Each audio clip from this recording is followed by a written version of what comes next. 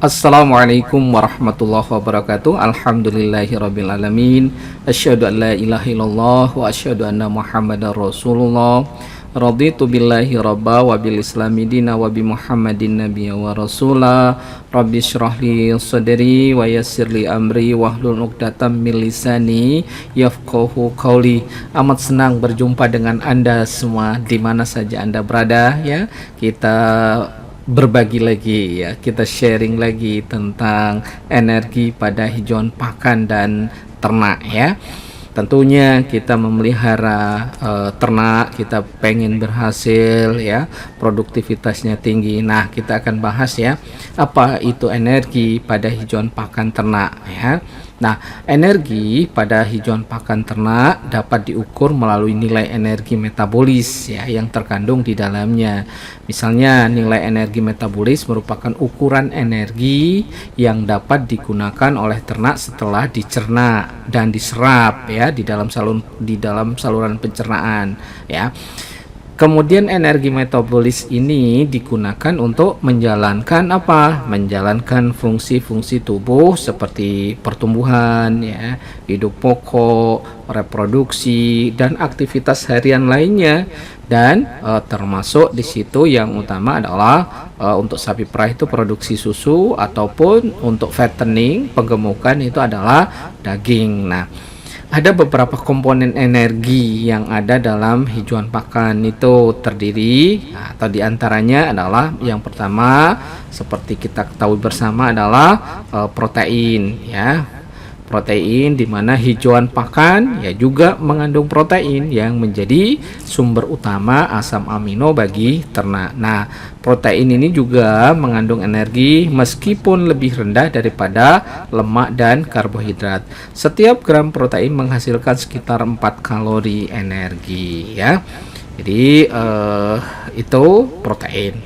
Nah, berikutnya adalah karbohidrat ya. Karbohidrat ini di dalam hijauan pakan mengandung karbohidrat tentunya ya, dalam bentuk apa? Dalam bentuk serat, ada yang dalam bentuk pati, ada yang dalam bentuk gula. Nah, serat yang terdapat dalam hijauan pakan tidak dapat dicerna sepenuhnya oleh ternak ya, tetapi bakteri dalam sistem pencernaan mereka, terutama di dalam rumen, itu punya kemampuan untuk mencerna dan menghasilkan energi ya. Untuk ruminan itu sumber energinya itu dalam bentuk VFA atau volatile fatty acid. Nah, karbohidrat menghasilkan sekitar 4 kalori energi per gram. Nah, berikutnya adalah lemak ya. Lemak ini dalam hijauan pakan adalah sumber energi yang sangat padat ya. Setiap gram lemak mengandung sekitar 9 kalori energi.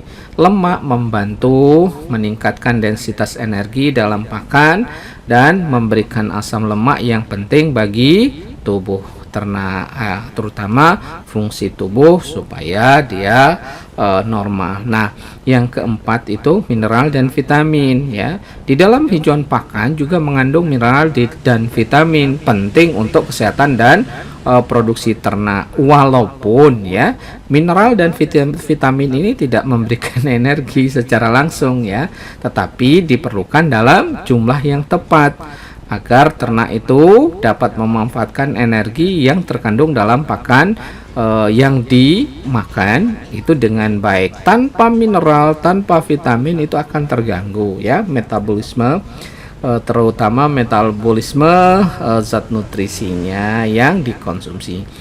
Nah, kalau kita lihat apa sih pengertian dari energi pakan ternak ini?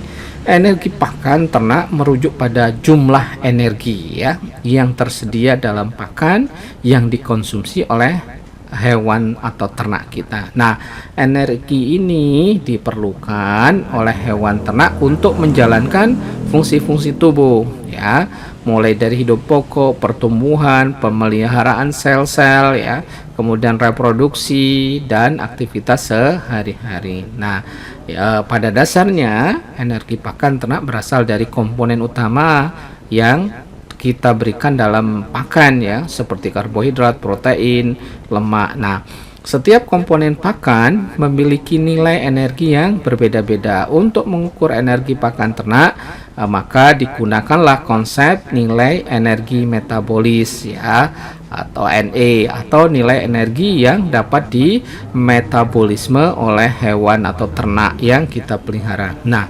umumnya energi pakan ternak itu diukur dalam satuan kalori atau joule ya.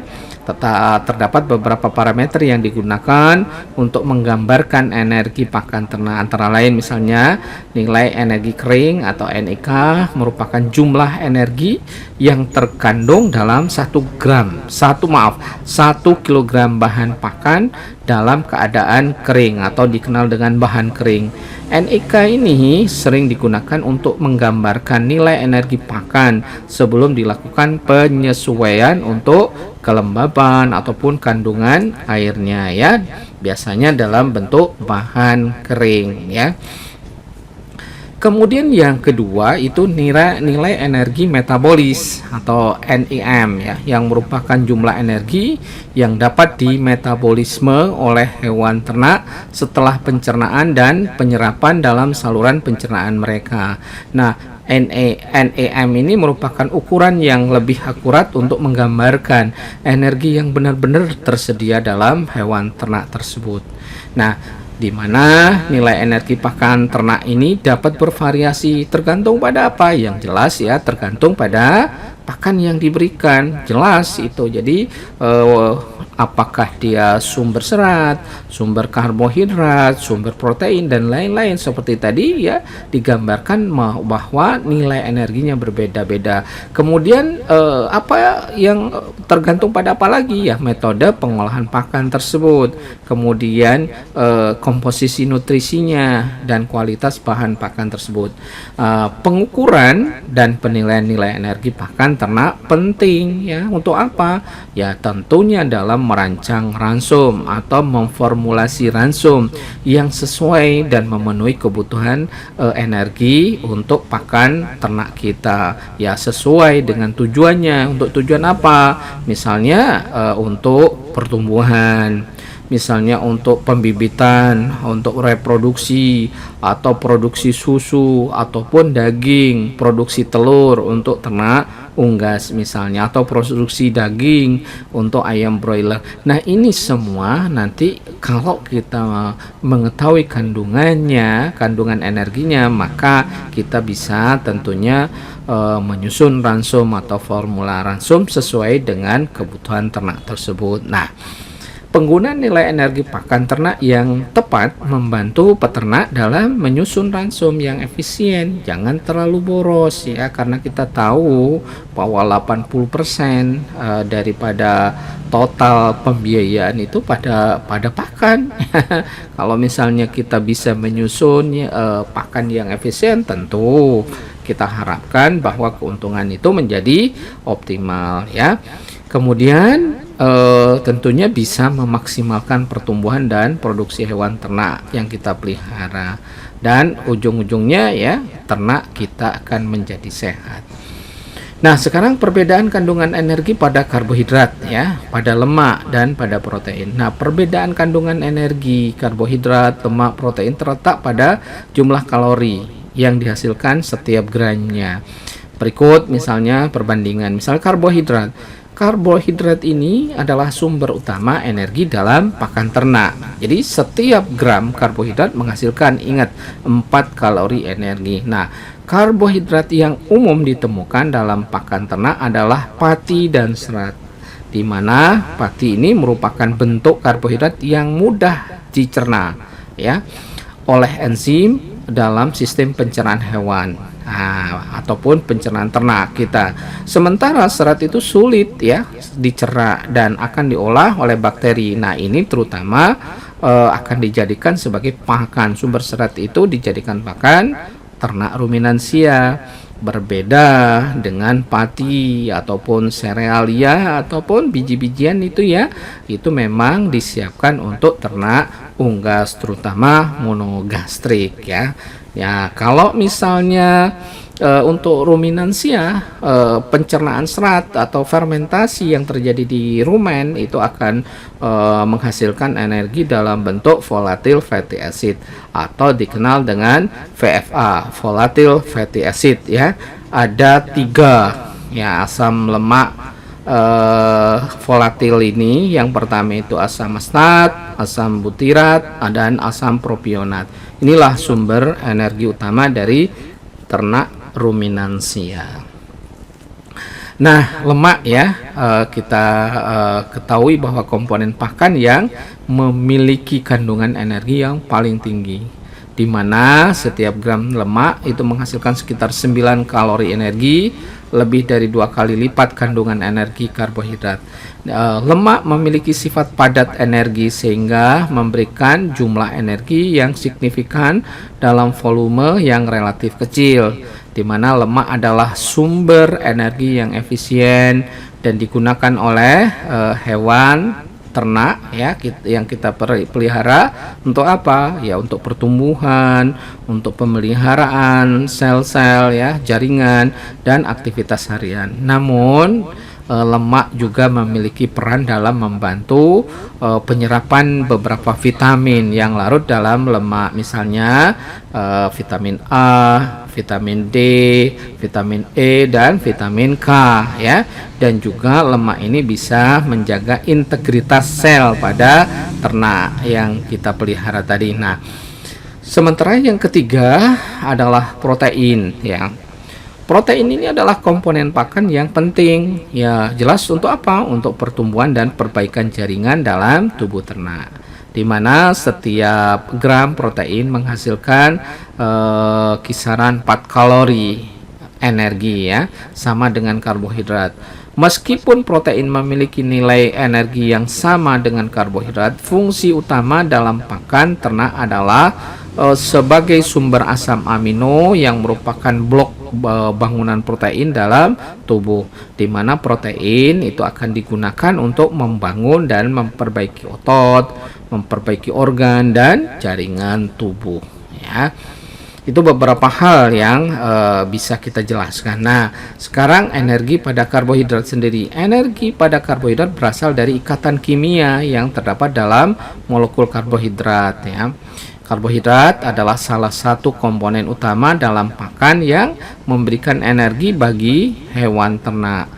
Karbohidrat terdiri dari molekul gula sederhana ya, misalnya dalam bentuk monosakarida, disakarida, polisakarida ya, yang terikat bersama untuk membentuk struktur yang lebih kompleks ya, yang seperti kita katakan ya,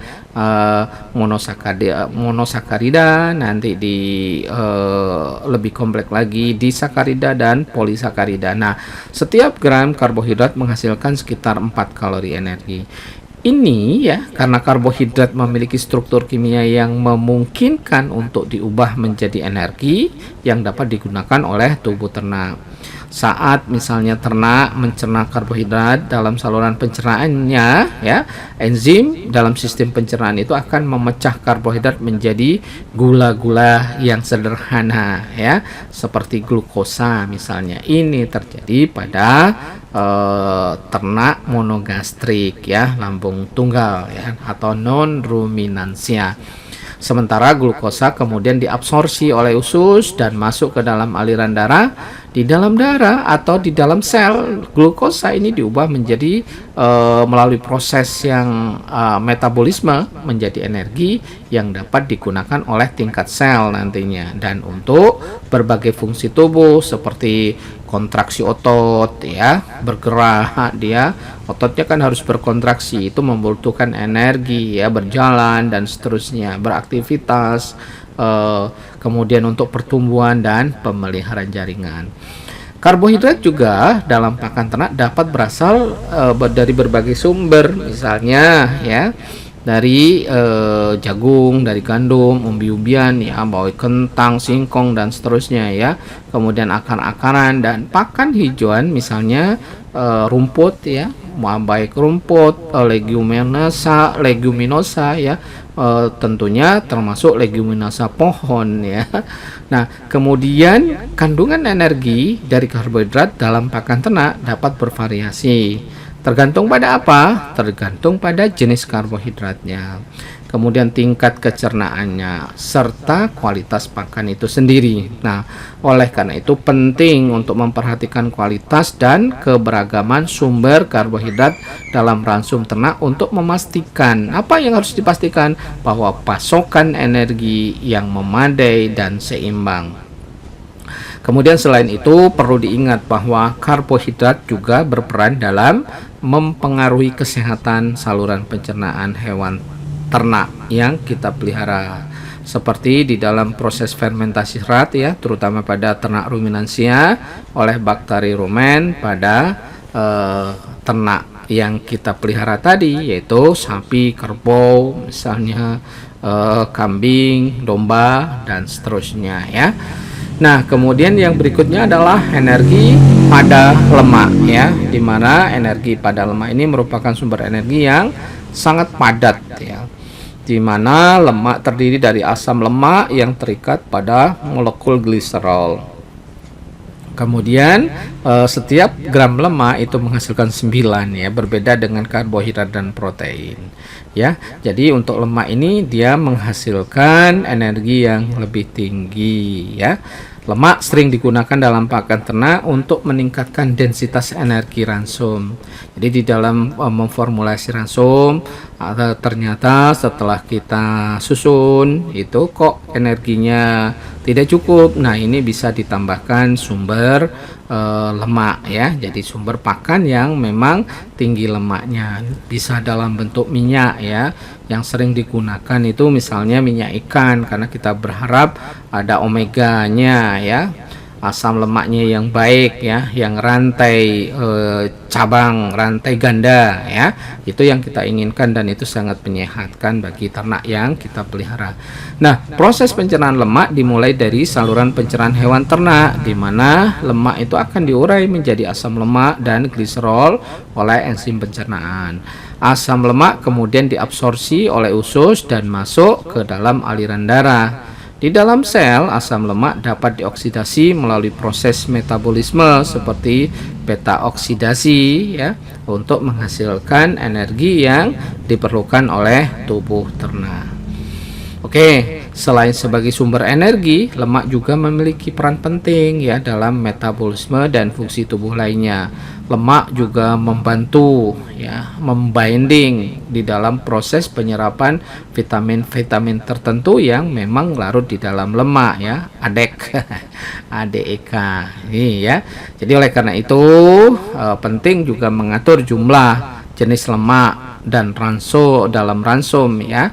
Berlebihan atau tidak seimbangnya asupan lemak dapat mempengaruhi keseimbangan energi dan itu akan berdampak bagi pertumbuhan dan kesehatan ternak. Oleh karena itu ya, perlu memperhatikan kualitas dan keberagaman sumber lemak dalam ransum ya, serta mempertimbangkan kebutuhan energi dan tujuan produksi hewan ya, ternak yang ditujukan. Jadi kita berharap jangan sampai lemak yang kita berikan itu lemak jenuh yang kalau diberikan itu menjadi bukan menyehatkan tapi menimbulkan penyakit, termasuk untuk manusia loh ya. Kalau misalnya dalam bentuk minyak goreng ya, sudah berkali-kali digunakan menggoreng, karena proses pemanasan itu menjadi nanti lemaknya itu menjadi lemak jenuh ya, rantai tunggal nantinya. Nah, dan itu tidak baik bagi kesehatan ya. Kadang-kadang dicampur dengan sambal ya, katanya lebih enak. Ya, itulah kita berharap kalau bisa jangan kita lakukan ya, karena itu akan berdampak bagi kesehatan kita. Ini sebagai pengetahuan bersama ya, minyak jelantah itu kurang bagus ya untuk kesehatan ya. Kalau bisa jangan dicampur dengan sambal yang sering terjadi. Nah, sekarang energi pada protein ya. Energi pada protein terkait dengan kemampuan sebagai sumber energi dalam pakan ternak ya, di mana protein terdiri dari rantai asam amino yang terikat bersama ya. Kemudian protein memiliki peran utama dalam pembentukan jaringan tubuh seperti otot misalnya. Ada organ di situ, kemudian ada sistem enzim. Protein yang digunakan sebagai sumber energi ketika jumlah karbohidrat dan lemak yang tersedia terbatas misalnya. Nah, di mana setiap gram protein itu mengandung 4 kalori energi ya. Kandungan energi protein sama dengan kandungan energi karbohidrat ya. Namun ya dalam ransum ternak protein biasanya dianggap sebagai sumber utama asam amino ya yang dibutuhkan untuk pertumbuhan dan perbaikan jaringan daripada sumber energi. Jadi sumber asam amino ini terutama sumber asam amino esensial ya yang memang sangat dibutuhkan oleh tubuh, itu tidak boleh kurang. Nah, kalau kurang itu akan bisa mengganggu secara keseluruhan ya. Jadi itu harus dipenuhi dan tidak semua sumber pakan itu kandungan asam aminonya lengkap ya. Kadang kita perlu kita ambilkan dari sumber protein hewani ya yang memang kandungan asam amino esensialnya biasanya lebih lengkap ya. Jadi perlu ya beberapa, kenapa misalnya kita harus menambahkan atau ada komponen tepung ikan di dalam ransum, itu adalah tujuannya supaya asam amino atau asam amino esensial ini terpenuhi ya di dalam pakan itu sehingga terjadi keseimbangan. Nah, proses pencernaan protein dimulai dari saluran pencernaan di mana ya protein dipecah oleh enzim pencernaan menjadi asam amino. Asam amino kemudian diabsorpsi oleh usus dan masuk ke dalam aliran darah. Di dalam sel asam amino akan digunakan untuk membangun dan memperbaiki jaringan tubuh serta sebagai bahan baku dalam sintesis protein yang diperlukan oleh tubuh ternak ya. Namun ya ada beberapa hal ya, jika kebutuhan asam amino untuk pertumbuhan dan perbaikan jaringan tubuh telah terpenuhi, asam amino yang berlebih dapat diubah menjadi energi melalui beberapa jalur metabolisme ya. Jadi kalau kelebihan itu bisa nanti diarahkan menjadi energi ya, sumber energi ya melalui proses metabolisme. Nah, dalam proses ini asam amino mengalami deaminasi ya, N-nya di ini ya, di mana gugus amino akan dihapus atau dipecah, dihidrolisis dan sisa karbon digunakan untuk produksi energi melalui jalur metabolisme yang mirip dengan karbohidrat ataupun lemak ya.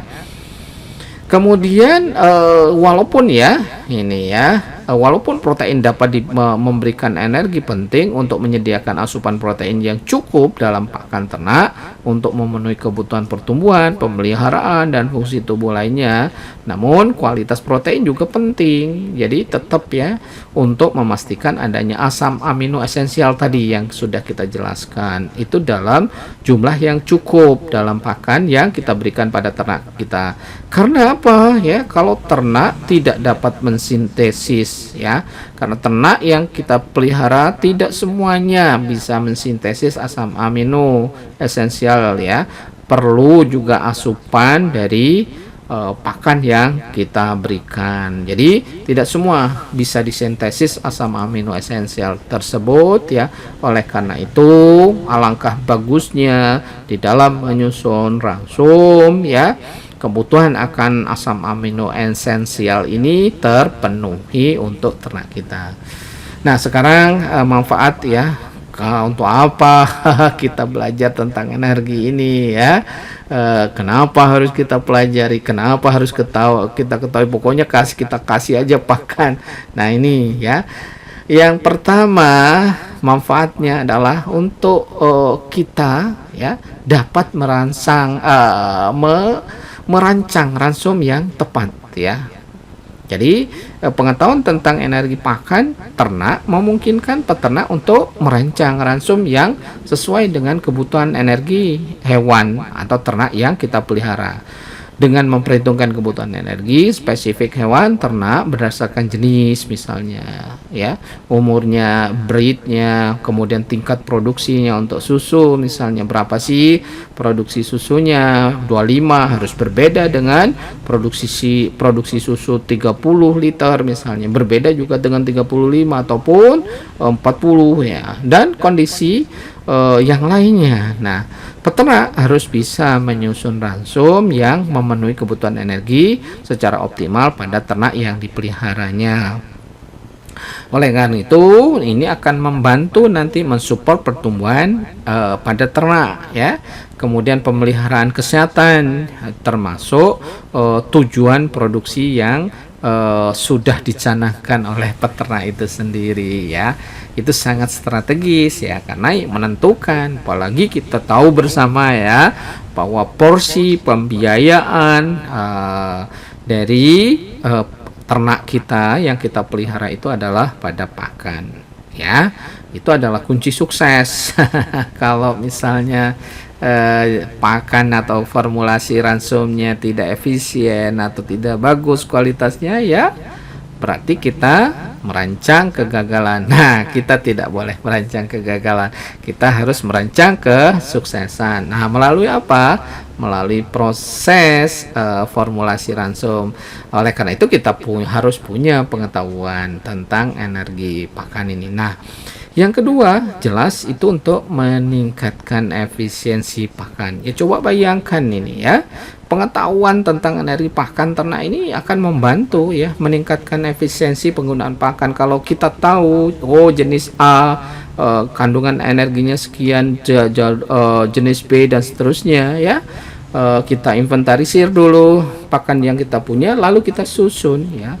Dan kita pilih ya setentunya dengan harga yang relatif murah. Ini akan berdampak pada efisiensi pakan yang kita berikan. Ujung-ujungnya ya apa? Ujung-ujungnya adalah produktivitas ternak kita yang kita pelihara.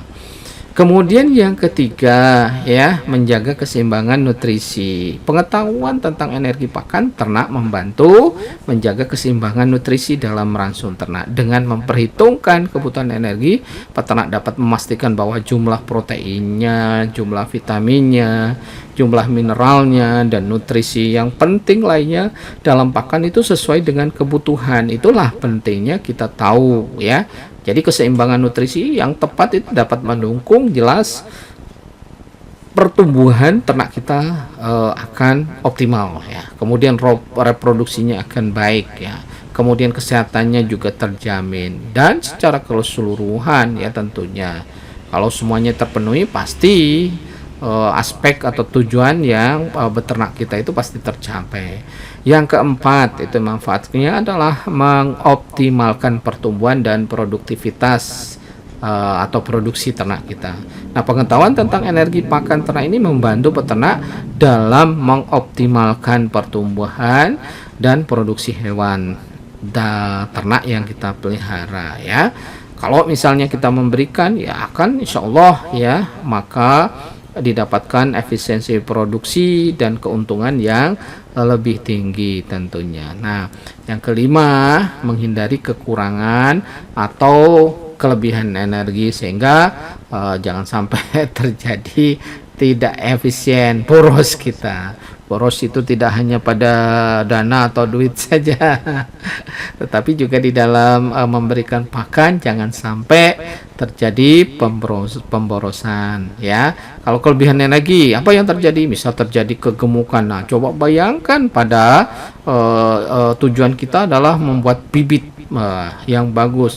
Nah, kegemukan itu bisa terjadi majir, sulit bunting, dan bahkan terjadi steril ya, tidak bisa walaupun di IB berkali-kali kok nggak bunting-bunting. Ini kan jadi masalah ya, padahal kita inginkan sapi kita beranak.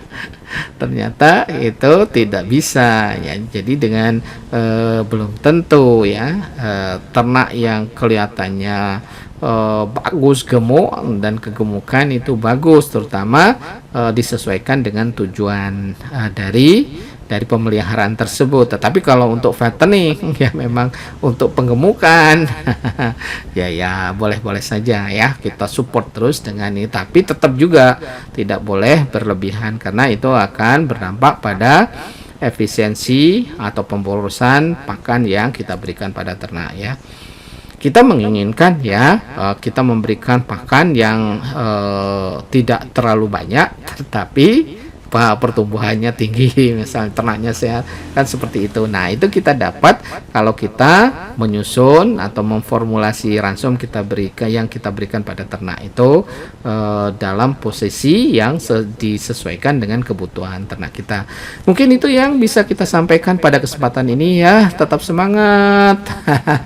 Terus kita memperjuangkan kehidupan kita karena kita sebagai khalifah, kita yang bisa mengatur apakah kita punya kemampuan bisa berhasil, kita menginginkan ketahanan pangan, kedaulatan pangan, swasembada pangan ya, terutama di protein hewani atau pangan sumber protein ya. Oke, nasrun minallah fadlun qarib. Wassalamualaikum warahmatullahi wabarakatuh.